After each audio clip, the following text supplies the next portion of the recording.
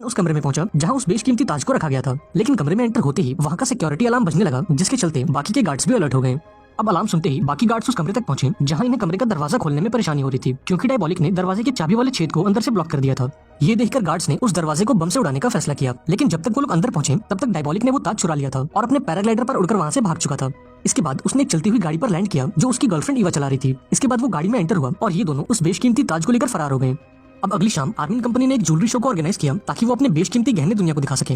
इन गहनों के प्रचार के लिए 5 सुपर मॉडल्स को हायर किया गया, जिन्होंने आर्मिन कंपनी के बेशकीमती गहने पहनकर एक शानदार डांस परफॉर्म किया। ये गहने दिखने में इतने खूबसूरत थे कि हॉल में बैठे हर एक इंसान के मन में इन्हें खरीदने की तमन्ना सी जाग उठी।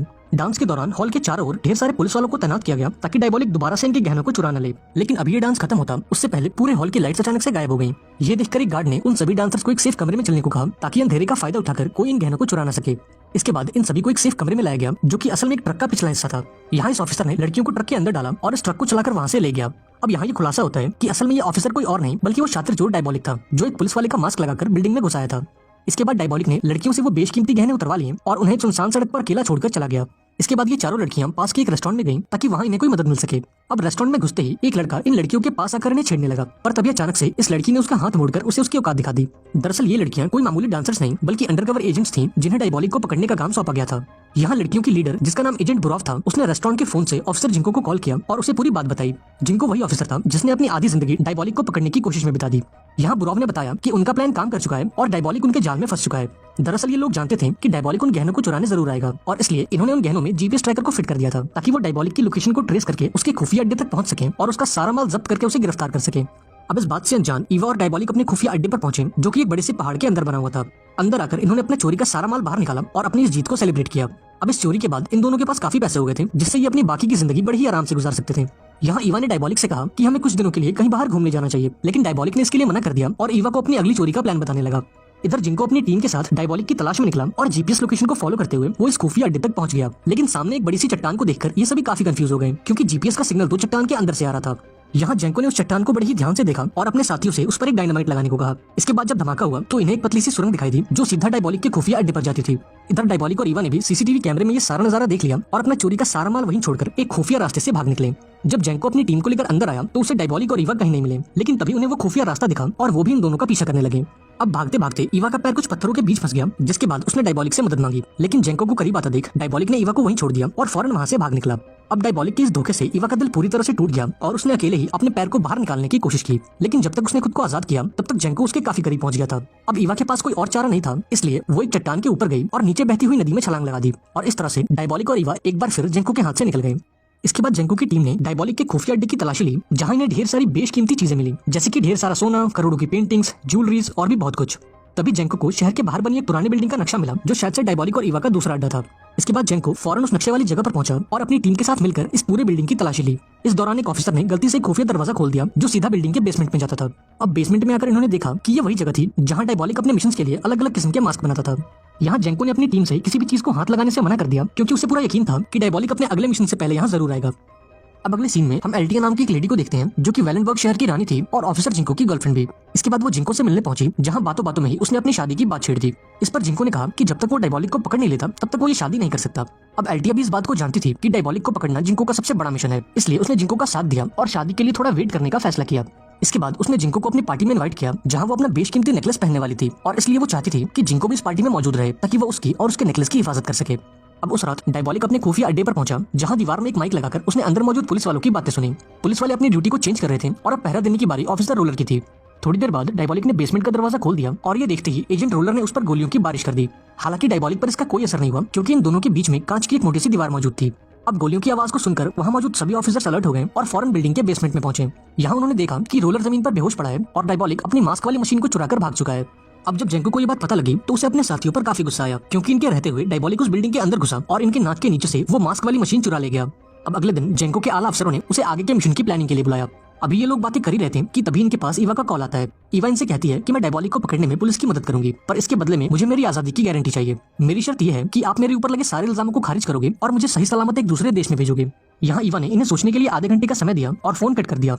यहाँ जेंको के सीनियर को ये ऑफर पसंद आया और उन्होंने जेंको से इस पर अमल करने को कहा, क्योंकि अब पानी सर के ऊपर जा चुका था और इन्हें किसी भी कीमत पर डायबॉलिक को पकड़ना था। हालांकि जेंको इस बात से सहमत नहीं था और वो डायबॉलिक के साथ साथ ईवा को भी पकड़ना चाहता था।